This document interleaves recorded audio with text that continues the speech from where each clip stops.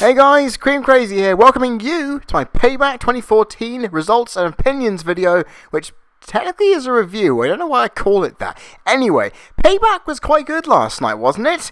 Well, I certainly thought so, but just how good?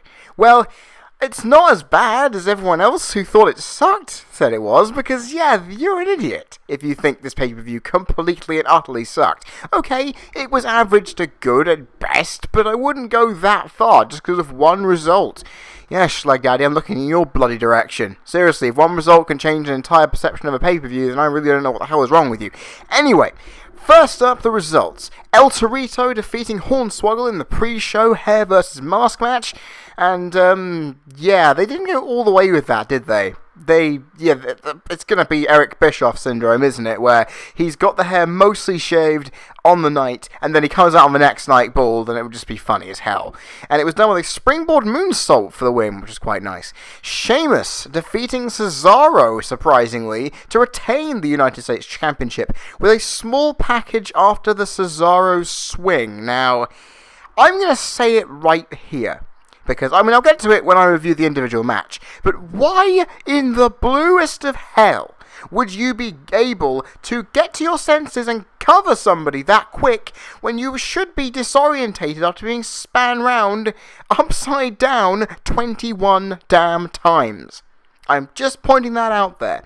Rybaxel then defeated the Brotherhood, which is Cody Rhodes and Goldust, in a reasonable tag match, and it was an unannounced match as well. Hooray! And it was a shell shock counter from a disaster kick for Ryback that got the victory there.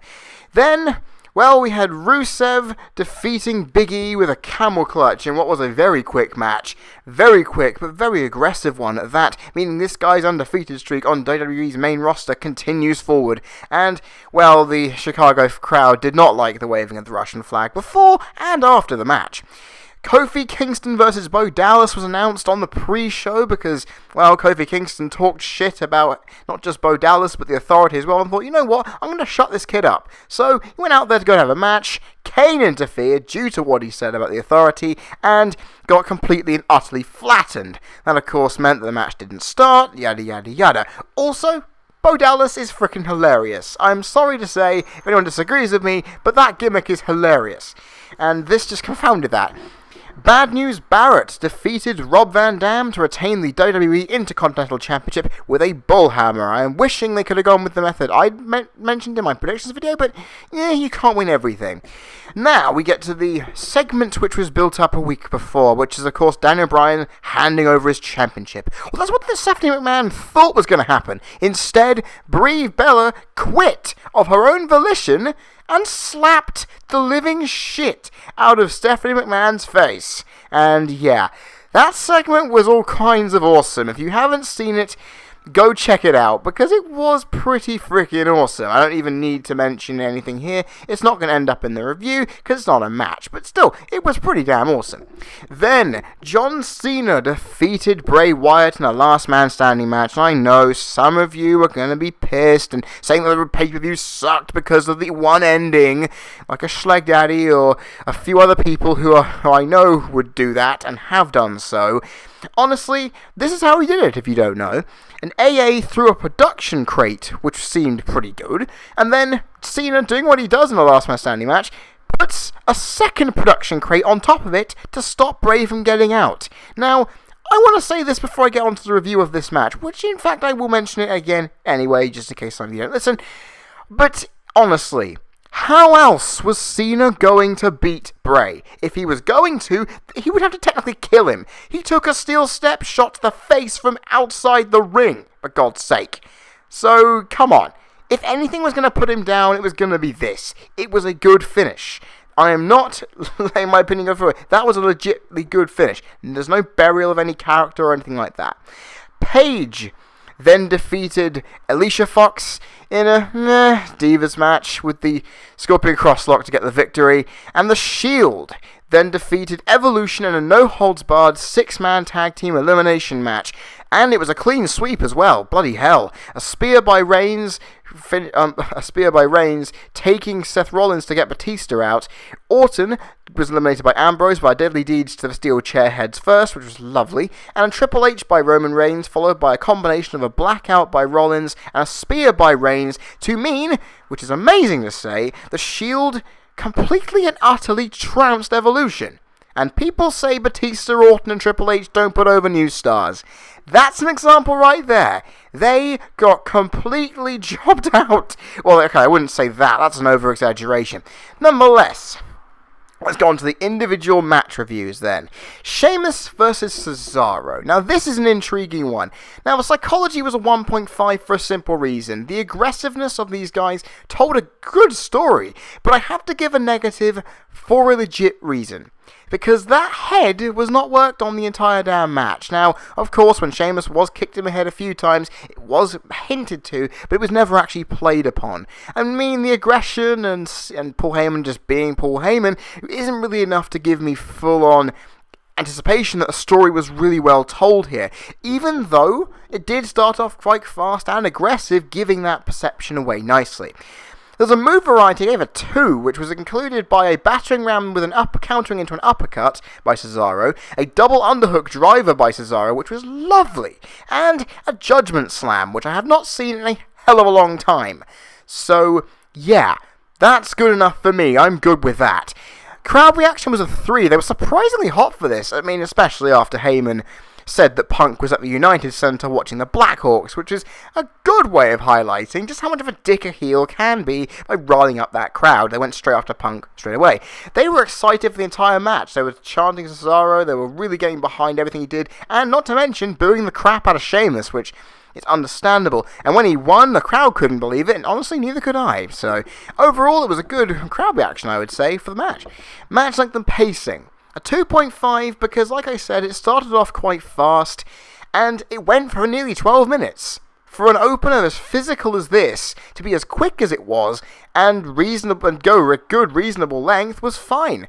I would have liked there to have been a slow part in the match, so it didn't feel like it was trying to do too much too fast, but the outside sections probably gave it a bit of breathing room there, so I would probably actually up it to a 3, yeah, if I'm really being honest with you. That's a 3 out of 5 on the match length and pacing. And my enjoyment, you know what, I'm going to give that a 3 as well. You know, looking back on it, that match it didn't look as good as it is looking back on it when I watched it live, but overall, I thought this was a really intense match.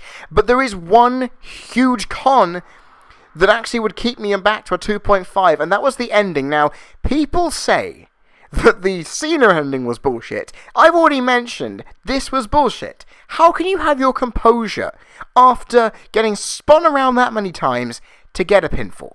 I mean, okay, sure. It's the impression that, of course, Cesaro is too big for this championship and it was just a holdover feud in the meantime. I kind of get it. But unfortunately, it still that finish didn't make any sense. And it takes away a huge chunk for me. I would have given this 2 3/4 star, maybe even 3 star, but you know what? Actually, 2 3/4 star is adequate, knowing I did put on an extra bit of marking for the match length and pacing. 2 3/4 star it is. I would have given it 3, but that finish and the lack of body psychology, for fuck's sake, that could have been a 3 1/4 star, which would have been great for the look of this pay-per-view. But still, 2 3/4 for the opening contest is not a bad thing by any shot of the imagination. Rybaxel versus the Brotherhood now, and seriously, Rico and Ray were pissed when they found that name on the damn t-shirt, I can tell you that. Psychology was a 1. Now, I know these guys had a bit of a build-up of a feud going towards this pay-per-view, but it wasn't really hinted. It was announced on the pre-show, and I will admit, Goldust playing the face in peril was simple but effective, but it didn't really do much. I mean, sure, seeing Cody go completely crazy and trying to take out both members of Rybaxel in that case was a good chance, but unfortunately for me, it just didn't really give me any impression that there was a story there. Move variety 1. There was nothing here that I hadn't seen before by either of these two teams, and there was nothing different that I could really point out as saying, hey, that's cool. So, Crowd reaction was a 2.5 again. The crowd was surprisingly into this. I mean, obviously, they were ripping Ryback apart. There we go. I was just trying to do what the crowd did for them. Unfortunately, they got through to me. So yeah, I mean, honestly, it was a reasonably hot crowd. They were loving what Cody was doing. They were really behind Goldust every step of the way. It was a good middle-of-the-ground crowd reaction once again. Can't go wrong with that. Overall, fantastic. Match length and pacing was a 2. Now, this went for about 8 minutes, and it was reasonably quick, but as I've always realised, Ryback and Curtis Axel do like to wear their opponents down with a lot of rest holds and a lot of big strength moves that stop the pacing of the match dead in its tracks. And that's obviously apparent here. So, honestly, do I really need to do much about it? No. Do I need to say much about it? No. I mean, overall, it's a 2. I'm going to stick with it. My overall enjoyment was a meh 1.5, and that also was highlighted because there was a huge botched rotation of the moonsault. I mean, I do have to give the Psychology some credit that Cody Rhodes did leave Goldust saying you need a better tag team partner, but the bell had already rung, and I don't really know whether I can factor that in, so that was a story after the match. If they had told a story of that inside the match, that they were a bit afraid that they might lose and it might have caused some problems, I would have been more interested in this, and unfortunately that was not done. So, I have a huge problem there. I mean, overall, it was a reasonable match, but it was nothing really to write home about. I didn't really enjoy it that much. And again, if this was announced prior to the pay-per-view and had me reason to care, then I would have probably cared more. The crowd cared, but not me. Overall, 1.25 star. I'm being quite generous here. I would have given it a 1, but meh. Little bits of the crowd reaction were good enough to see it through, I think. Rusev versus Big E. Now, this is interesting. Very, very, very interesting. Because this was quite a short match. And when I think about it, this match really shouldn't have gone as long as it would. I'm going to literally just say it right here. These guys, in the Psychology front, did reasonably alright, but it wasn't that good. 1.5 for me. Now, why is it a 1.5? Simple. Because these guys, sure, they were waving their flags, they were losing their minds, they were just completely going at each other physically, and honestly, seeing Rusev feel completely defenseless for a short amount of time was a good form for him. I mean, he's fighting someone his own size and reasonably doing well, so is there any way of me complaining about that? No. Unfortunately, it just wasn't more than that. I mean, this match was very short, so I can't really talk about it in that much length, really. Move variety, you know what, I'm going to give this a 2. Because there were 3 great moves in this match that kind of made me jump out of my seat a little bit. There was a great German suplex by Rusev, which no one saw coming, and it was a brilliant move to kind of say, hey, you want to fight with me? Fuck this, I'm going to hit you with a giant, huge power move that you're not going to see coming, and it'll kind of take you off your game a bit. Then, a diving spear through the ropes by Big E. Fan-bloody-tastic. Also, lastly, quite bluntly, it was that giant kick to the face by Rusev. Holy shit, that was a great move out of nowhere.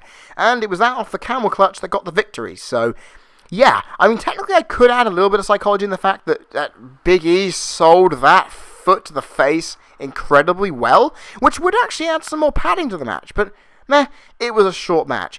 So crowd reaction was a 1.5. They were kind of into the USA-Russia thing, and I did mention on Twitter that the crowd popped for Big E's flag, which was, of course, Old Glory, rather than him, so they didn't care for the match. They only really cared because their bloody flag was out there. Fucking patriots. And overall, they just didn't care when the match was over, and a lot of fans didn't either. Match length and pacing, I gave this a 2. I mean, it was only 3 minutes and 40 seconds, but my god, did it have a lot of good stuff in it. I mean, it was physical, it was aggressive, it was freaking fast. I mean, I knew this was going to be a quick match, but I did not see this coming, and it was a great surprise to me. So overall, I can't really go wrong on that, can I? And my enjoyment was a 2, you know. I mean, I enjoyed this a lot more than I thought I would. I mean, like I said, it was very quick, very aggressive, and overall, just it showcased the dominance of Rusev.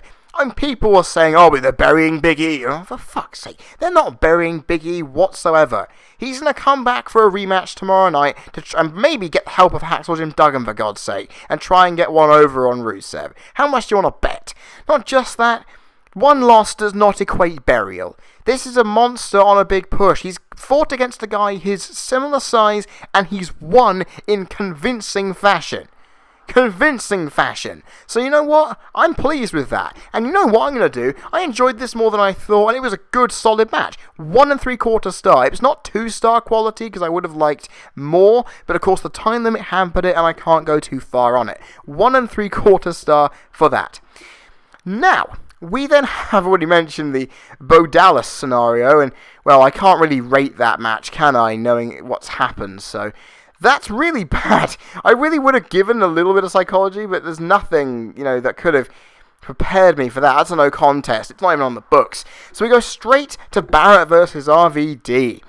And now we get a psychology of a 2. Now, again, I have to point out the physicality, and WWE just know how to build even a small feud with a bit of animosity, so when it goes into the ring, they want to beat the crap out of each other. The targeting of the upper body by Barrett for most of the match was great, and honestly, seeing a lot of RVD's signature moves hitting those relative areas, it was great. And I liked some good counters in there too, which added to the frustration that, RVD, he's an aging light heavyweight trying to battle a guy who's younger and a little bit bigger than him. He obviously was struggling to really hit him with the right amount of gusto. I mean, overall, it was a very physical encounter that really put a smile on my face. And, of course, I have to say this because it's very important. Barrett whacked the bullhammer into the steel post. And then, surprisingly, after the match was won, he hit him with a damn elbow anyway, and sold the elbow injury afterwards, so that really hyped up that, so I can't go wrong there, can I? Move variety, 1.5, mostly due to the apron springboard into the ring DDT by RVD. That was superb. If the bullhammer was done with a elbow to the face off a 5-star frog splash, I would then be more happy to obviously go with that.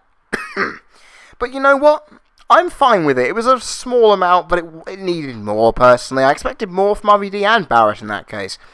Crowd reaction was a 2.5. There was a "Let's go Barrett" or "Bad News Barrett" RVD chant throughout the match. They were happy. I mean, obviously, because we'd already seen Paul Heyman in the night. They were chanting ECW and just being happy for RVD, but Barrett was over as fuck in this. I mean, seriously, this guy, of course, we're in Chi-Town, we're in a smart crowd area, so obviously the heel's gonna get cheered. But my God, it's Bad News Barrett getting a good reception from fans or what? They're liking chanting along to "Bad News." I said it right because I'm English and I get to say the accent properly. Overall, the match length and pacing was 2.5. I felt the pacing was quite solid. Again, another really fast match. Barrett really has a very fast, aggressive style, and RVD's is just naturally quick anyway. So what more of it?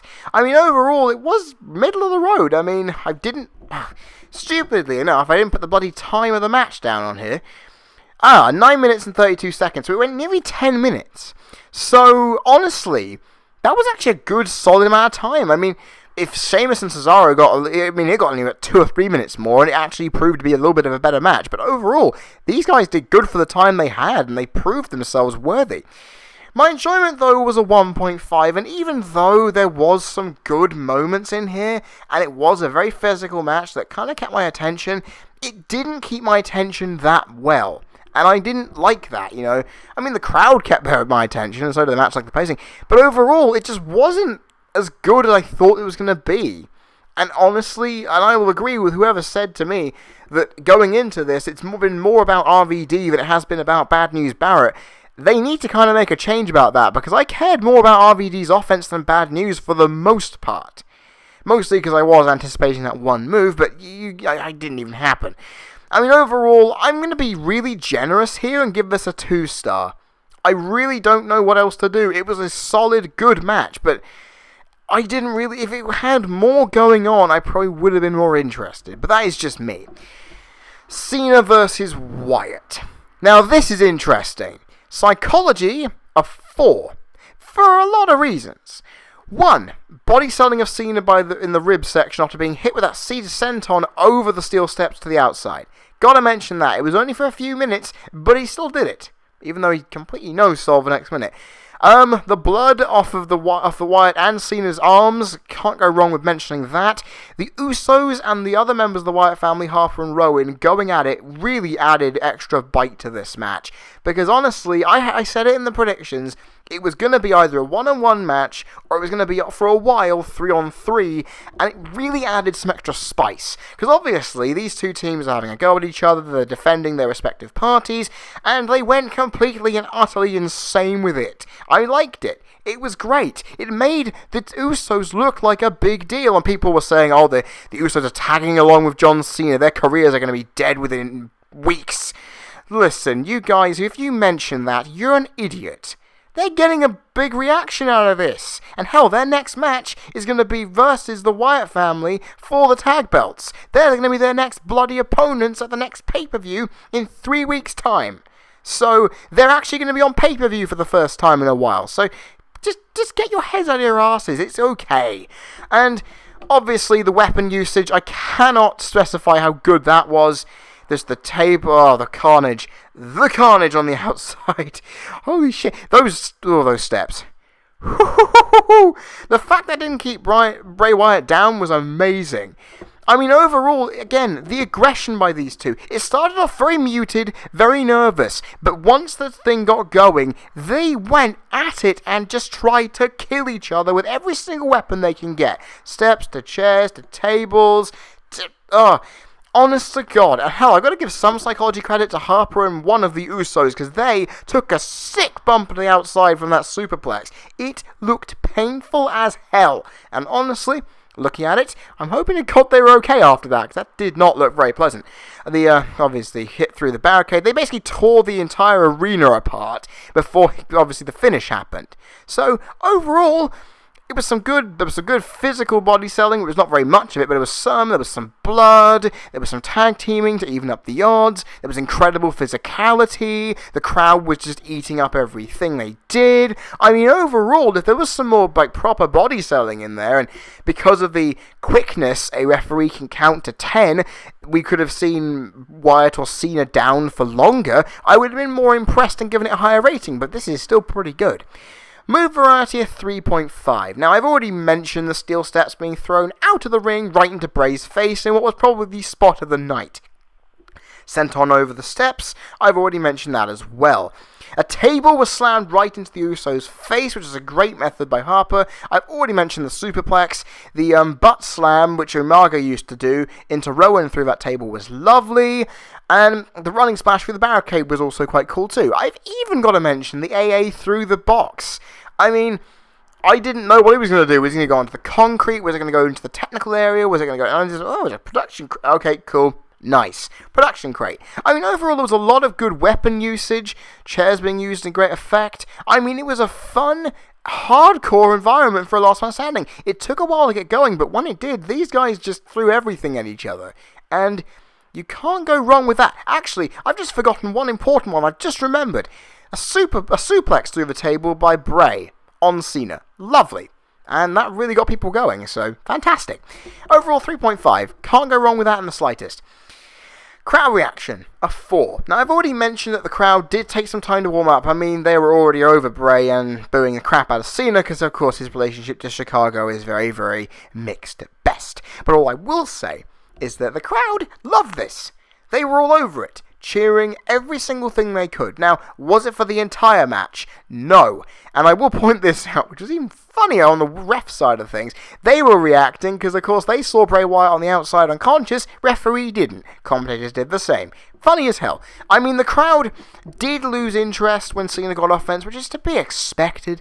But, of course, when the Usos came in, Harper and Rowan, of course, lost reaction when they came in because they were going for the inevitable of, oh, here comes Cena fighting back. No, Usos came out, got a huge pop again, and then just restarted it all back again, which was really a lot of fun. Can't go wrong. Match length and pacing was a 4. This went nearly 25 minutes. And even there were some slow elements in the beginning, like I mentioned already. It was fast-paced for the entire damn thing. This did not slow down in the slightest, and it was so fun. I mean, for a hardcore match to retain and regain so much steam so quickly from every single big move scenario is probably why there's a huge benefit of a last man standing match. The counts enable the quick pace to be restarted upon the wrestler regaining to his feet. So honestly, I can safely say the last man standing actually worked in its favour here. Because honestly, it meant that we could have a quick match and not have it sacrificed for spots. So that's worth it on my front. And yeah, I mean, honestly, if they had done some even bigger spots than they'd already done, like Brawl in the back or in the parking lot, which is the same case for any of these kinds of matches, would have added some more if there was some blood in the face. Maybe they could have added more intention of working their body more, which would have slowed the match down and probably added more drama. I mean, overall, there isn't too much that they couldn't have done, really, to up it more to a 5. It was close, but they were doing their best with what they had. My overall enjoyment, a 4.5. This pay-per-view match was the match of the night, without a shadow of a doubt. Kept me going. I was on my edge of my bed, which is technically the edge of my seat in this case, for the entire thing. It was exciting. It was a really fun match to watch with just some great holy shit moments. And overall, it was just a lot of fun. Now, honestly, I've already mentioned the Cena victory is not as bad as people think, and they need to just stop worrying. Bray has a fan following. He is not going to be put down that fast. Trust me. And like I said, with Harper and Rowan going after the Usos, he's going to find something to do. The Money in the Bank is only 3 weeks away. He's going to be involved in that. He's going to be involved in the Money in the Bank. It's going to be awesome. So you know what? This was a very enjoyable match with not very little flaw in it. I mean, it needed more to go higher, but 4-star, people, is what I'm giving this one. A 4-star rating. This was a fun match. If you've not seen this, go check it out. Go to wherever you want to find it. Go call your pay-per-view provider, order the pay-per-view, or just find it online. If you must see this match. 4-star. It's not a classic, but it's really, really fun. Paige versus Alicia Fox. Psychology was 1.5, and that's mostly because of the working of Paige by Alicia throughout the entire match.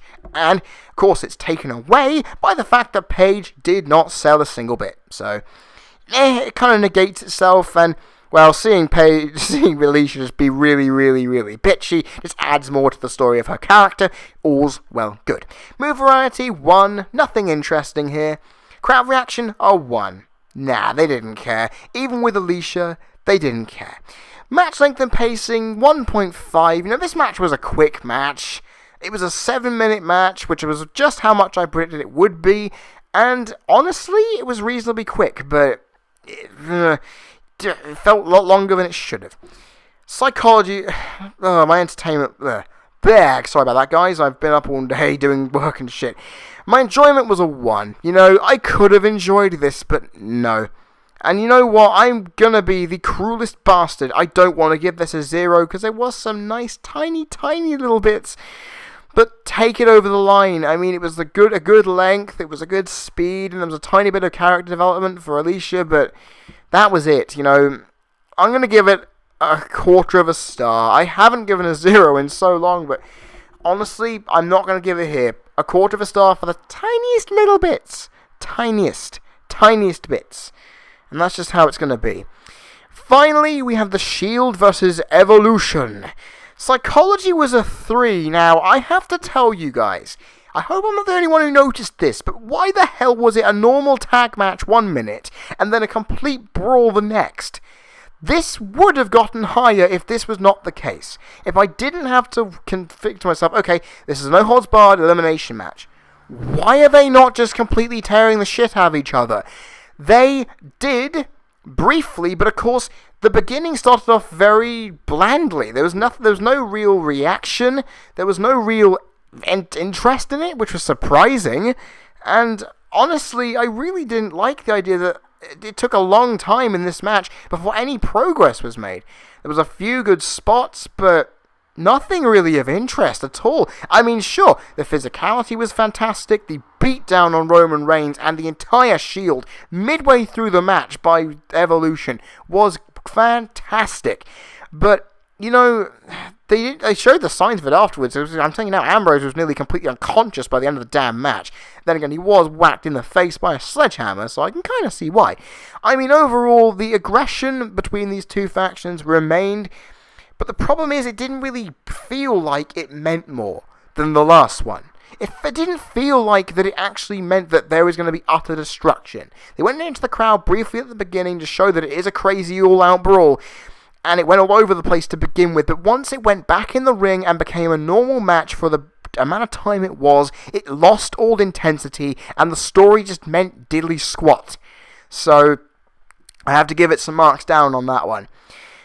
Move variety was a 2.5, and that's mostly due to the weapon usage. Running across the table, the takeout evolution after Roman Reigns was powerbombed through the table, a la last week on Raw. The dive off the Tron by Rollins, lovely. The pedigree on the steel chair and the deadly deeds on a steel chair. Flipping out, it's amazing to see that. And overall, it was a middle-of-the-road amount of different stuff, but there was nothing hugely substantial that really kind of made me go, holy although the jump off the Tron did, and that's where most of the rating comes from. I mean, overall, it was middle of the road. Crowd reaction was a 2, and I have realised this. I did give it a quick watch back before I started. The crowd were more interested in the Blackhawks. And you could tell, because the crowd were just in and out of this match continuously. I felt at times I really wasn't enjoying this. Because I always say, if the crowd aren't into the match, then how am I supposed to be? I was looking at the Blackhawks game at the same time the crowd were, and that's exactly the point. They were too focused on CM Punk's Blackhawks to care. And it annoyed me because I was trying to focus on the match, but because of the middle lull that I've mentioned, it didn't really give you anything. So the crowd just went dead. And it really killed the match somewhat, because if the crowd were fully behind this, it would have been amazing. They would have been the most rabid crowd known to man, but of course they were not. And that's a really, really bad thing. I mean, they were good for the end when it really hit its crescendo, and a little bit at the beginning when it really went all over the place, but not much. Seriously, next time, to any sports team, if WWE Pay-Per-View is anywhere near you at the time you've got something big going on, don't do anything, for the love of God. It'll ruin the enjoyment for people like me, who have to analyse the people sitting on their arse watching this thing in person. Now, match length and pacing was a 4. Now, honestly, this match went nearly 31 minutes. It's immediately going to get my attention. I knew this match was going to get roughly 20-something, but I was being optimistic by saying 40. In the case of just over 30? Wow, impressive. The match pacing was quite quick in the beginning and the end, overall showing the flurry, a desire to want to beat the crap out of your opponent. However, the middle ground actually played into its form here, because even though the match really shouldn't have had that middle lull when the crowd dropped its attention, I will say this, it meant that the flow of the match went superbly well, and it meant the momentum shifts between Evolution and the Shield proved to be very good and very well balanced. So overall, it actually made the match flow a lot nicer than many of us were expecting it to be. And that's really good on another front.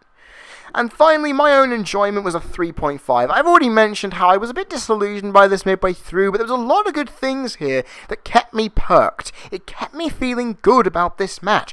And I honestly don't know what to give it.